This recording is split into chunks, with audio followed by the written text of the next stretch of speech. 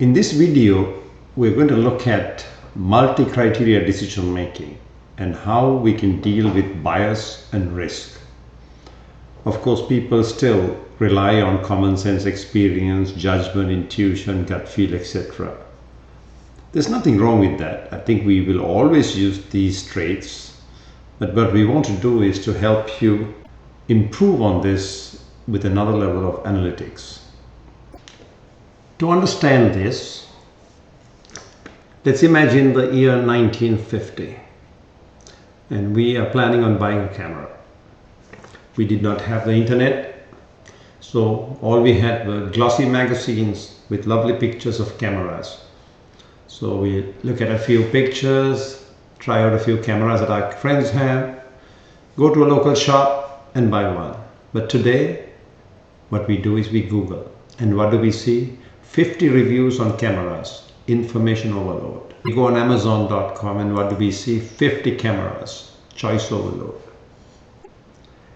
It's no different in corporate America. Executives face major issues with regard to manpower, distribution, budget, sales, transport, cash flow, and many issues. They're struggling. So when we deal with bias and risk, the first issue we have to think is, how do we manage this weighted average business? So let's first show where the shortcomings are.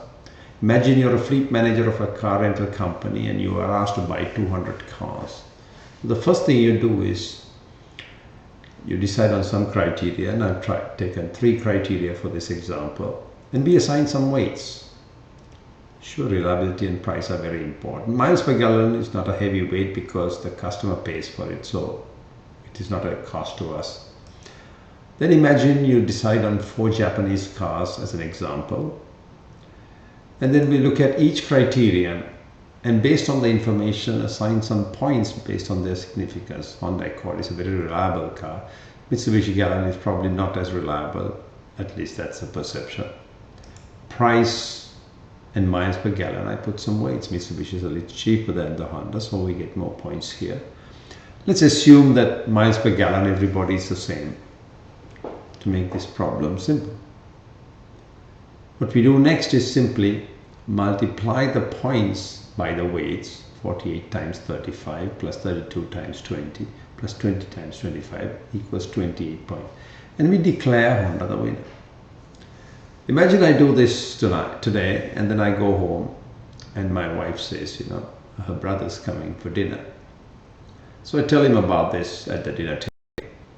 Oh, by the way, you forgot, my uncle owns the Mitsubishi dealership. Is there some way you can help us? So I contemplate it, and being family, what I do is I look at my miles per gallon and I change it gently and give a heavy weight.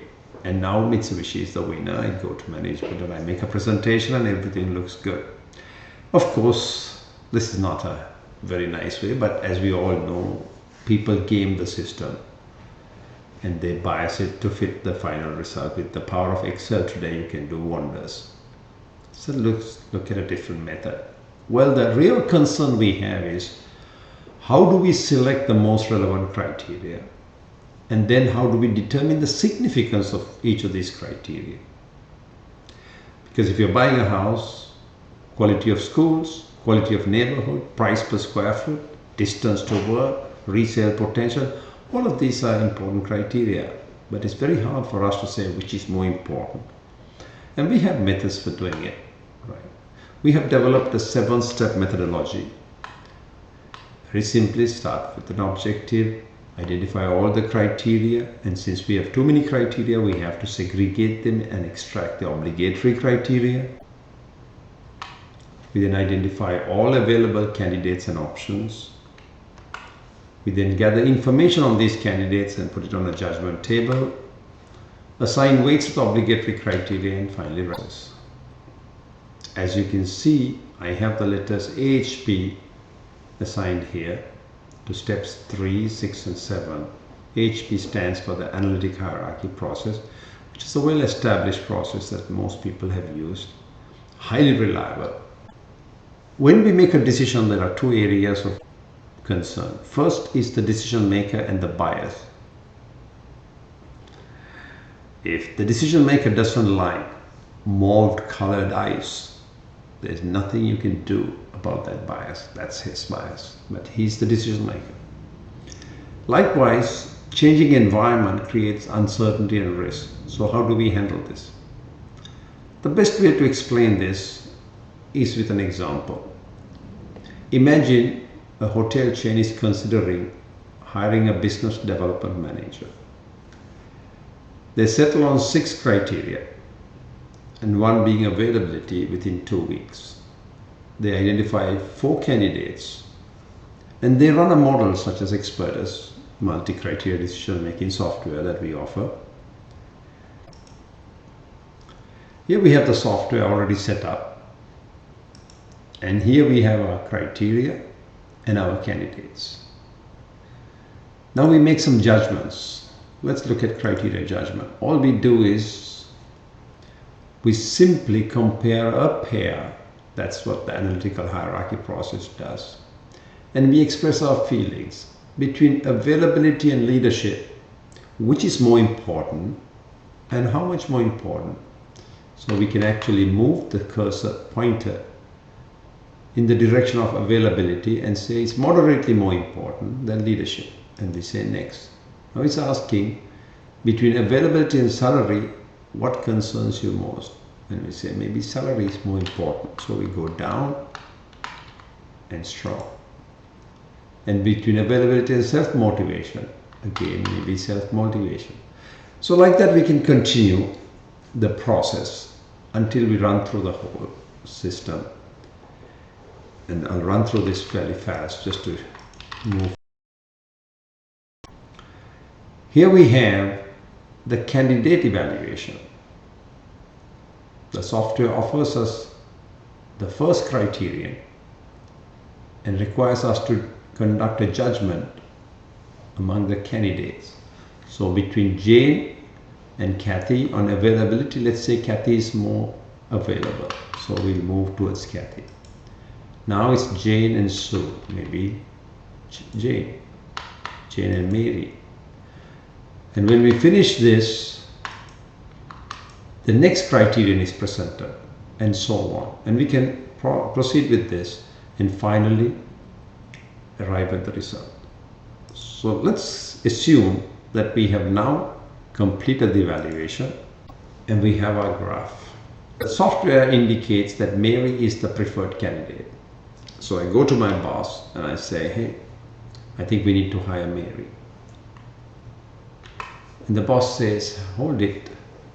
If you're willing to wait a little longer, should we still hire Mary? And I would scratch my head. But with the software, we simply press one button and we see a very important graph. And this is where I would like to draw your attention. This is the original evaluation that you just saw narrowed down. Mary is once again with 32% here. Now since we had 6 criteria, we have 6 additional bands. 1, 2, 3, 4, 5, 6. But these bands are for 5 criteria. This one is for 6, but the others are for 5 criteria. We call it the N-1 analysis.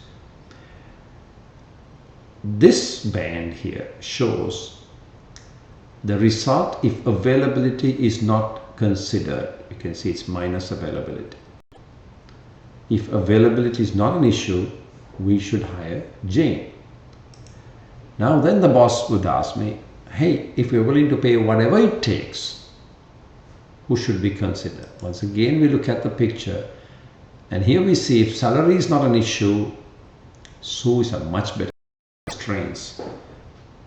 So with this type of model, we can look to see if we have over-constrained our decision by our preferences and biases. Okay? We encourage you to visit our website and download a free copy of the XpertUS software using the free skill test link, or feel free to write to me at author@xpertus.com.